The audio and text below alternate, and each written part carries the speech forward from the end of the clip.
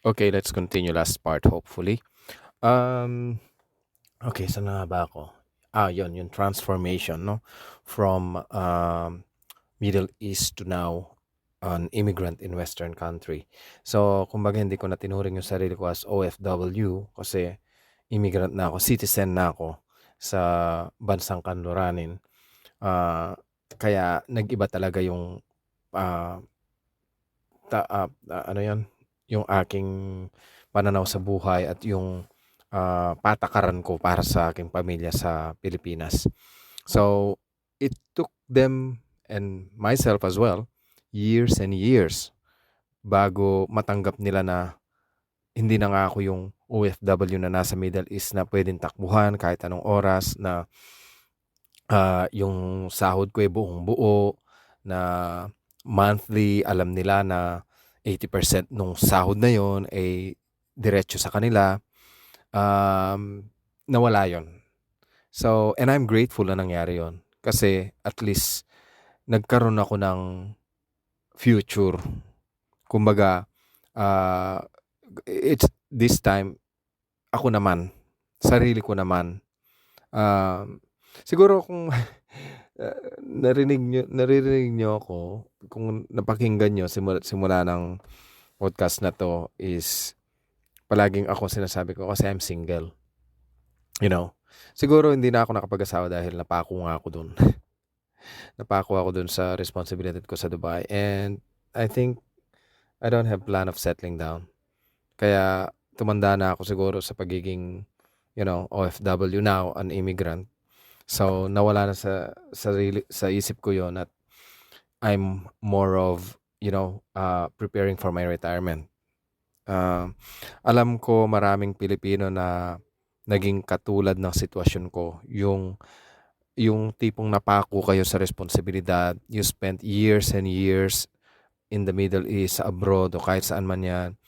Napako kayo as breadwinners na may pinag-aral kayo, ni-look after ng mga kapatid na nag-asawa na walang-wala. So, parang kumbaga, hindi niyo kasalanan 'yon, na kayo ang sumalo sa responsibilidad. Hindi man fully but partially tinulungan niyo sila. Hindi ko kayo masisisi dahil, sabi ko nga nasa Middle East tayo, napaka-isolated. Hindi natin alam ang sitwasyon sa Pilipinas. Ang naging papel lang natin is give, give, give without investigating, 'no? So ayun.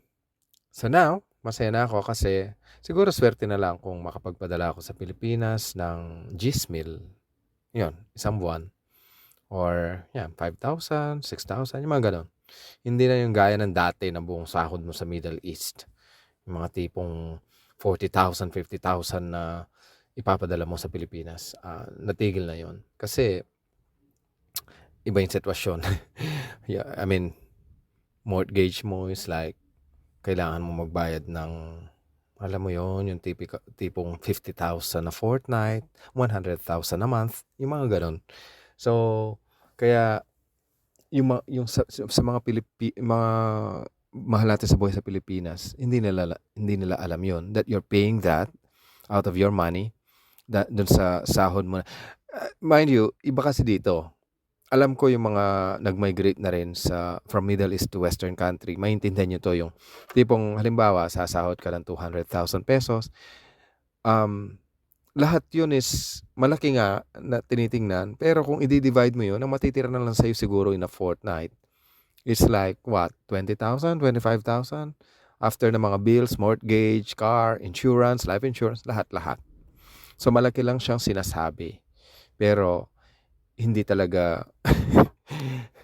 you know, iba yung kultura dito. Anyway, we'll talk about that on in another podcast maybe.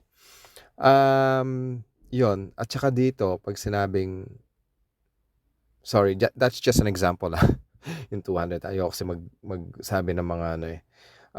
Halimbawa, gross income ka dito ng, sabihin na natin 300,000. May kaltas yun sa tax. Napakalaki ng tax, no? It's like 33%. Times mo yung 33% doon. Oh. Iba pa yung mga kinakaltas nilang superannuation, yung mga may inaano sila din for pension mo, ang gano'n. Maraming kaltas. So, lahat yan hindi naintindihan ng Pilipino. At isa pa pala sa mga natutunan ko is never state or mention figure sa mga mahal natin sa buhay. Nala ko na ikay nandito na. Kasi it varies eh. May variation yung mga hindi kagaya sa Middle East na fix ang sahod mo na pag sinabing 100,000 a month, yun na yun. Different dito. Pag sinabing 100,000 a month, pag sinabing 100,000 yung sinasahod mo, or should I say, for example, sinabing you're $50 an hour, pero may increment ka na matatanggap pag ikay nag-afternoon shift, night shift, nagwe-weekends, nagpa-public holidays. So, tumataas yun, kumbaga. Sorry, hindi ako expert sa mga ganyan pasahuran eh.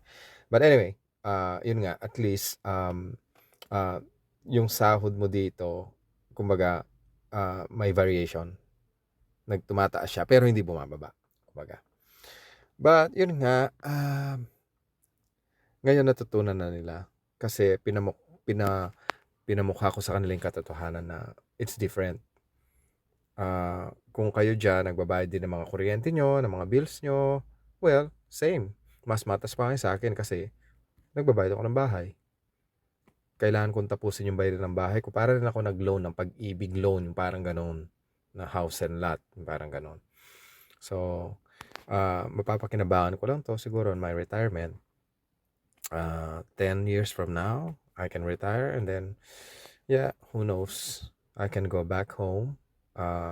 Pwede kong ibenta yung bahay or panatilihin to dito. Pag nag-retire ako is like, pabalik-balik na lang dito and then pabakasyon sa Pilipinas.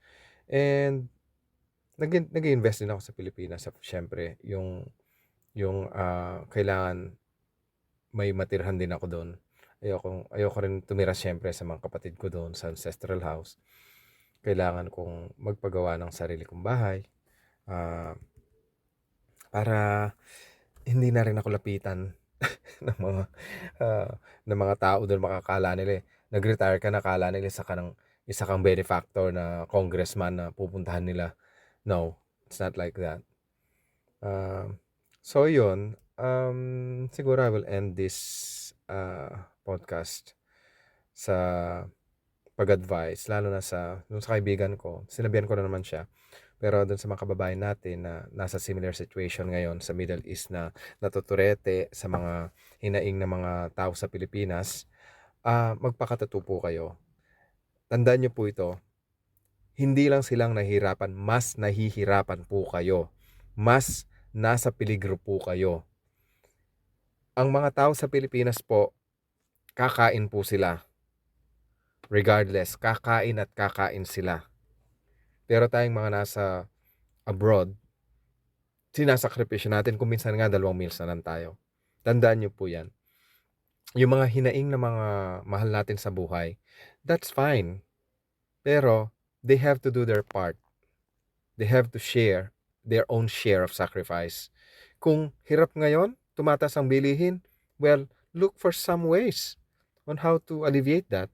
I mean, what I mean is, hindi mo mapipigilan ng pagtaas. What I mean is, change your lifestyle.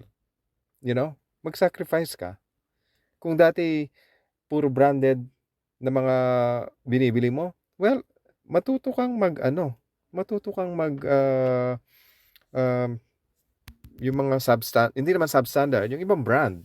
Kasi dito sa Western country, ganun ang ginagawa namin, kundi sale. Hindi kami nag-grocery ng bonggang-bongga eh. Sa Pilipinas, gawin din natin yun. Alam mo, maganda pag-usapan yan. Gagawa ulit ako ng isang podcast about, alam niyo yun, yung experience ko nung umuwi ako ng Pilipinas. Nakita ko yung pamilya ko, ba't sila mamalengke at I thought, they're not good mamimili. Hindi sila, masyado silang bongga. What I mean is, kung ano yung napapanood nila sa TV, gusto nila ganun. That's wrong. Anyway, I'll make another podcast for that one, okay? For now, post your questions and comments. Thank you. Bye.